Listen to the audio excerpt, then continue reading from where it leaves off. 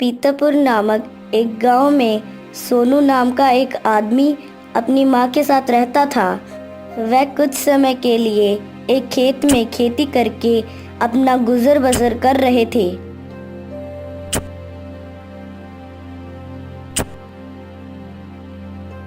अरे, तुम कितने दिन ऐसे ही अकेले रहोगे? अब तो शादी कर लो। क्या तुम्हें कोई लड़की पसंद नहीं? अगर तुम किसी को पसंद करते हो तो मुझे बताओ, मैं उसी से तुम्हारी शादी करा दूंगी। पसंद या नापसंद ऐसी कोई बात नहीं है माँ। अब मुझे खेत जाना है। मेरे पास आज बहुत सारा काम है। मैंने मजदूर को भी जल्दी आने को कहा है। वो अब तक आ भी गए होंगे। ठीक है, मैं आज की बात नहीं कर रही हूँ, लेकिन तुमको शादी कर लेनी चाहिए। मेरे अंदर अब इतनी हिम्मत नहीं कि मैं तुम्हारा काम कर पाऊँ। अच्छा माँ, अब मैं जा रहा हूँ। इसके बारे में हम बाद में बात करते हैं।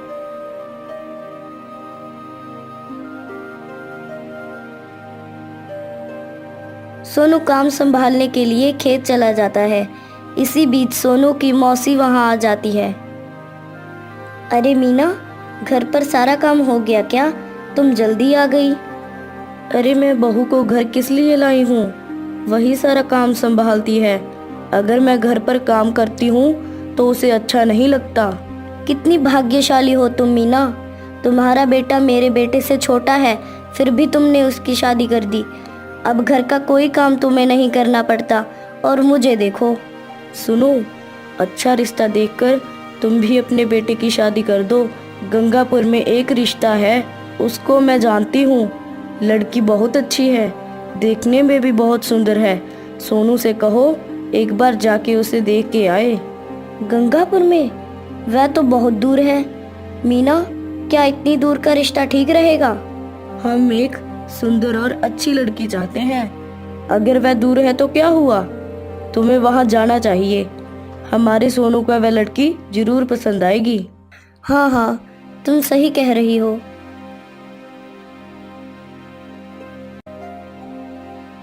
सोनू उस शाम खेत का काम खत्म करके घर आता है। हाँ, वैसे भी 2-3 दिन में खेत का काम पूरा हो जाएगा। बस तुम मेरे लिए गंगापुर चले जाओ। क्या तुम मुझे इतनी दूर भेजना चाहती हो? वहाँ क्या काम है? कुछ नहीं, एक रिश्ता आया है। बहुत पढ़ी लिखी लड़की है और सुंदर भी है। अरे माँ, लगता है जब तक मेरी शादी नहीं हो जाती तुम नहीं मानोगी। ठीक है, जैसा तुम कहो।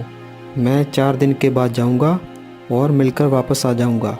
सुनो, जिस रास्ते से तुम जाओगे वहाँ तुम्हारे चाचा भी रहते हैं। एक बार उनसे भी जरूर मिल लेना। हाँ हाँ, तुम हमेशा बताती थी कि मेरे चाचा गंगापुर में ही रहते हैं। मैंने उनको अब तक देखा नहीं है। अगर उसी रास्ते से जाना है तो मैं एक बार उनसे ज़रूर मिलूँगा। हाँ, वो एक बार यहाँ आए थे, लेकिन तब तुम बहुत छोटे थे। उसके बाद वो अभी तक नहीं आए। बहुत पढ़े लिखे हैं। उनसे मिलो तो उन्हें घर आने को कहना। ऐसे ही 4 दिन के बाद। तुम गंगापुर जा रहे हो ना? जल्दी निकलना, अच्छा मुहूर्त है। लड़की के पिता का नाम रामचंद्र है। गंगापुर में तुम किसी से भी पूछोगे, वह तुम्हें बता देंगे। अच्छा, अगर मैं अभी चला जाऊँ, वहाँ मैं कल सुबह तक पहुँच जाऊँगा। मैं इतनी दूर तो जा ही रहा हूँ, लेकिन अगर मुझे लड़की पसंद नहीं आई तो मैं मना कर दूँगा। ठीक है? अभी से ऐसी अशुभ बातें क्यों कर रहे हो? चलो जाओ। यह सुनकर सोनू गंगापुर के लिए निकल जाता है। कुछ दूर चलने के बाद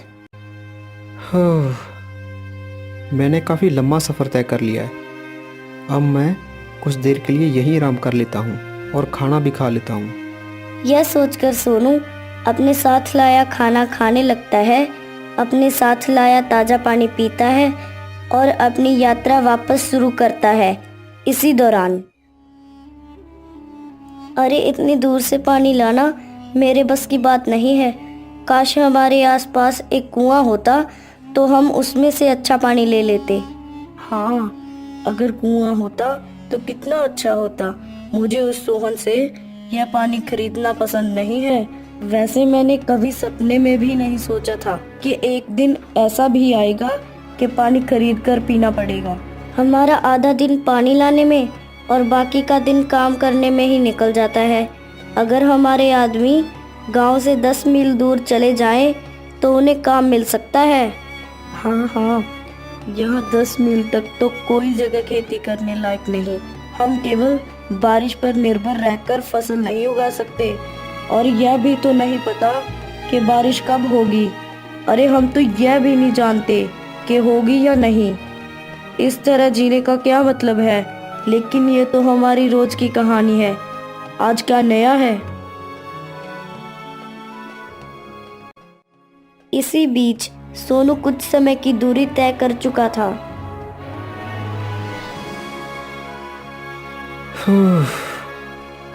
आज सूरज बहुत तेज है और मेरे पास पीने का पानी भी खत्म हो गया है।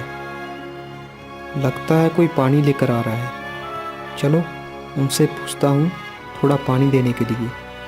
सोनू उन दोनों लड़कियों के पास गया। सुनिए, मेरी बात सुनिए। जो पानी मैं अपने साथ लाया था वो ख़त्म हो गया है। क्या आप इस कटोरी में थोड़ा सा पानी डाल सकते हैं? मैं उससे अपनी प्यास बुझा लूँगा। हे भगवान, आप वो मांग रहे हैं जो आपको इस गांव में नहीं मांगना चाहिए। हम आपको यह पानी नहीं दे सकते। हम इसे दूर से खरीद कर लाए हैं। एक घड़ा 2 रुपये का है। तुम क्या कह रही हो? तुम्हें पानी खरीदना पड़ता है? यहाँ पानी बिकता है? कमाल की बात है। क्यों नहीं बेचेंगे? मुझे लगता है आप इस गांव में पहली बार आए हैं। आपको यहाँ 10 मील तक पानी की एक बूंद भी नहीं मिल सकती है।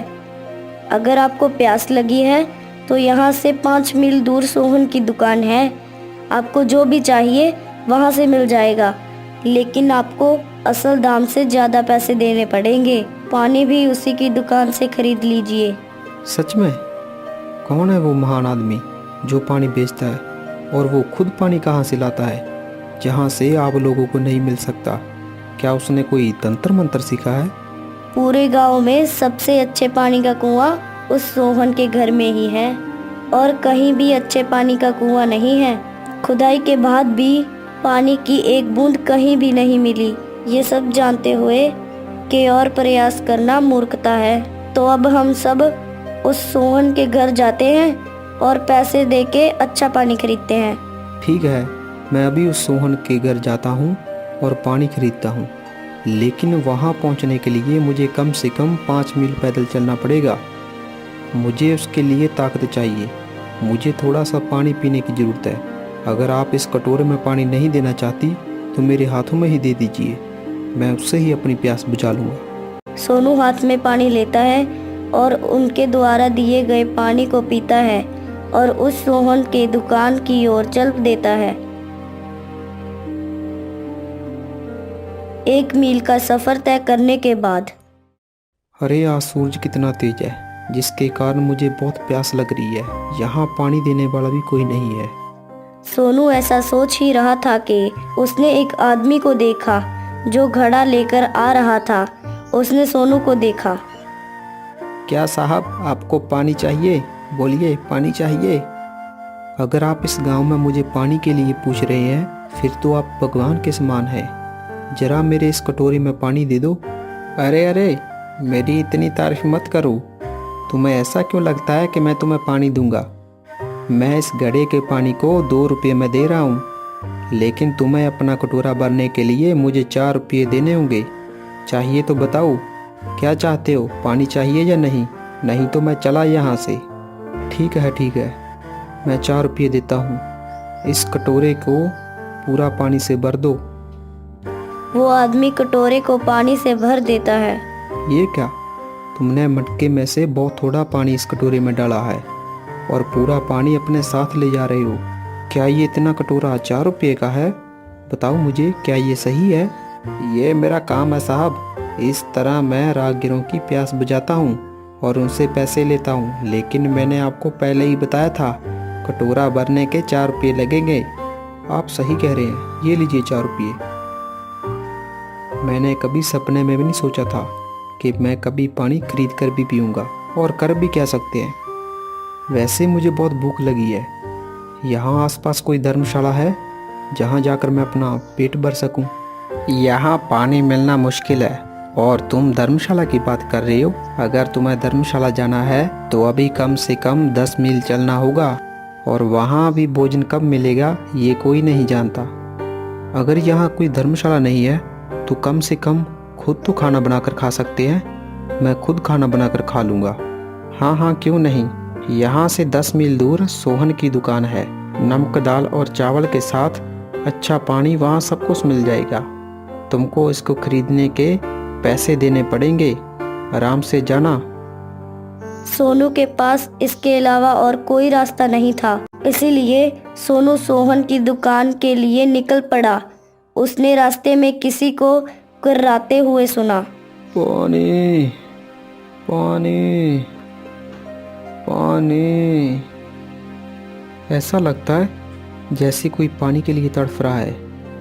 उसने देखा कि एक बूढ़ा पेड़ के नीचे तड़प रहा है। पानी, पानी, पानी। ये तो बहुत उदास है। मुझे इसकी सहायता करनी चाहिए। सुनो, ये पानी पी लो। हाथ फैलाओ, मैं पानी डालता हूँ। सोनू ने उस बूढ़े आदमी को पानी पिलाया और उसकी प्यास बुझाई। वहां से गुजर रहे एक आदमी ने यह देखा और उसके पास आया। तुम क्या कर रहे हो? मुझे लगता है कि तुम इस गांव में नए हो। इसे अच्छा पानी देना मना था। तुम क्या ये नहीं जानते? ध्यान रखो, अगर तुमने इस आदमी को पानी दिया तो हमारा सोहन गुस्सा हो जाएगा। क्या इस आदमी को पानी देने से तुम्हारा सोहन गुस्सा क्यों होगा? देखो, ये प्यास से कैसे तड़फ रहा है। इस बूढ़े आदमी ने गांव के सभी लोगों को धोखा दिया है। अगर तुमने इस बूढ़े आदमी को पानी दिया तो तुम्हें सजा मिलेगी। ध्यान रखना, समझ गए? इस बूढ़े आदमी की ऐसी दुर्दशा का क्या कारण है, मुझे बताओ। दरअसल इस बूढ़े आदमी ने इस गांव के सभी लोगों को ठगा है। चारों तरफ बंजर जमीन है। प्यास के लिए तुम दूर से ताज़ा पानी ला रहे हो। अगर जैसा मैंने कहा है तुम वैसा करोगे तो ये गांव जल संकट से मुक्त हो जाएगा। अच्छा, लेकिन सोहन ने कहा है इस गांव में कहीं भी पानी नहीं मिलेगा। इसके अलावा हमने कई जगह खुदाई भी की है, लेकिन कहीं पानी नहीं मिला। फिर तुमको कैसे पता कि पानी मिलेगा? मेरी बात ध्यान से सुनो। यहाँ मैं कहता हूँ वहाँ खुदाई करो और देखना पानी जरूर मिलेगा। यह सुनकर सोहन वहां पहुंच जाता है। तुम किस बारे में बात कर रहे हो? हमने गांव की हर जगह को देख लिया है। कहीं भी पानी मिलना मुश्किल है। अब अगर तुम नई नई बातें बताओगे तो यहाँ तुम्हारी बातें सुनने वाला कोई नहीं है। मैं जो कह रहा हूँ वो सच है साहब। आप मेरी बात मान के तो देखिए। जहाँ मैं कहता हूँ वहाँ खोदिए, पानी जरूर मिलेगा। ठीक है, हम वहीं खोदेंगे जहाँ तुमने कहा। अगर वहाँ पानी नहीं मिला तो तुमको उसी अनुसार सजा दी जाएगी। अगर सहमत हो तो बोलो। मैं सहमत हूँ सोहन।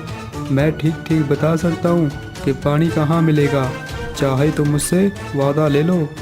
ठीक है, जहाँ तुमने कहा अगर वहाँ पानी मिला तो मैं तुम्हें 100 रुपये दूंगा, नहीं तो इस इलाके में कोई तुमको पानी नहीं देगा। ठीक है, हम दोनों चलते हैं। मुझे दिखाओ कि पानी कहाँ मिलेगा। सोहन गांव के लोगों की जगह बूढ़े आदमी के साथ अकेला जाता है। बूढ़ा आदमी कहता है कि पानी इस जगह मिलेगा, लेकिन सोहन ने बूढ़े आदमी की बताई गई जगह के अलावा कहीं और खोदने का आदेश दिया। अब क्या? तुमने कहा था कि इस जगह पानी मिलेगा, लेकिन यहाँ कोई पानी नहीं है। गांव वालों की सारी मेहनत बेकार गई। अब तुम्हें सजा दी जाएगी। मैंने इस जगह खुदाई करने को नहीं बोला था। मैंने जो जगह बताई थी तुमने उस जगह के अलावा कहीं और खोदा, इसीलिए पानी नहीं मिला। असली जगह उस जगह से 100 फीट दूर है। वो बूढ़ा आदमी कुछ भी कहे, सोहन बिना सुने गांव के लोगों को गुमराह कर देता है।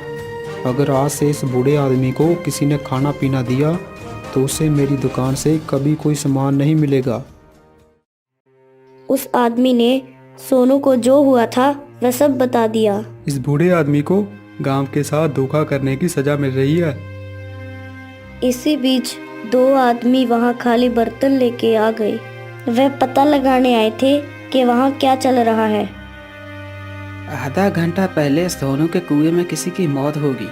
हमें इसकी जानकारी तब मिली जब हम पानी पीने के लिए गए। एक ही कुआं था और वो भी बंद। क्या करे भगवान। लेकिन तुम क्या कर रहे हो इस बूढ़े आदमी के पास? एक दिन तुम्हें पता चलेगा कि तुम कितने बड़े मूर्ख हो। ये बूढ़ा आदमी कोई साधारण आदमी नहीं है। ये एक क्षेत्र है।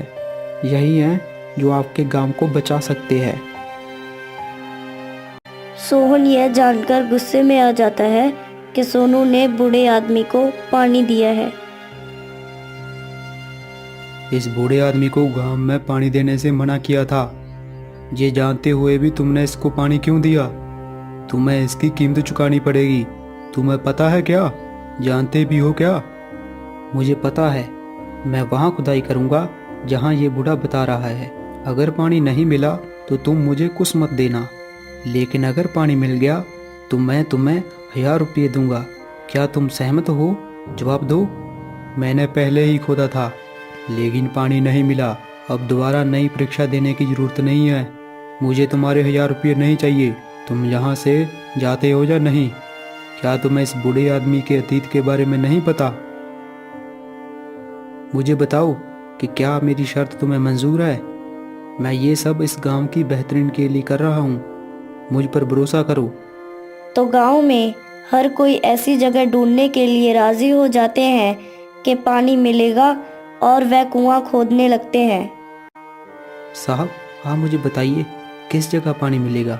मैं वहीं खुदाई शुरू करूँगा। बोलिए। कहीं और क्यों? मैं जहाँ हूँ वहीं खोदो। 20 फुट खोदने पर पानी मिलना तय है। खोदो। यहाँ बूढ़े आदमी ने कहा था। उन्होंने वहीं खोदा। वहाँ 20 फुट खोदने से पहले ही पानी मिल गया। इसे देखकर गांव के सभी लोग बहुत खुश हुए और वहाँ एक कुआं बना दिया। देखा, इस सोहन ने आपको अपने कारोबार के लिए ठगा है। ये कितना घिनौना काम कर रहा था। ये आपके भोलेपन का फायदा उठाकर आपको पानी तक बेचता रहा। मैं इसके खिलाफ राजा के पास शिकायत दर्ज करना चाहता हूँ। या फिर आप ही बताइए कि इसे कौन सी सजा दी जाए? आप लोग ही बताइए। कोई और सजा क्यों? इतना ही काफ़ी है कि हमारे गांव को पानी देने वाले इस भगवान समान बूढ़े आदमी ने जो सजा सही है, इतनी परेशानी उठाई है, वही सजा हम सोहन को देंगे। उस दिन के बाद से किसी ने सोहन को पानी या खाना नहीं दिया और उसे गांव के लोगों ने उसे वैसे ही सजा दी जैसी बूढ़े आदमी को मिली थी। बाद में सोनू गंगापुर पहुंचता है।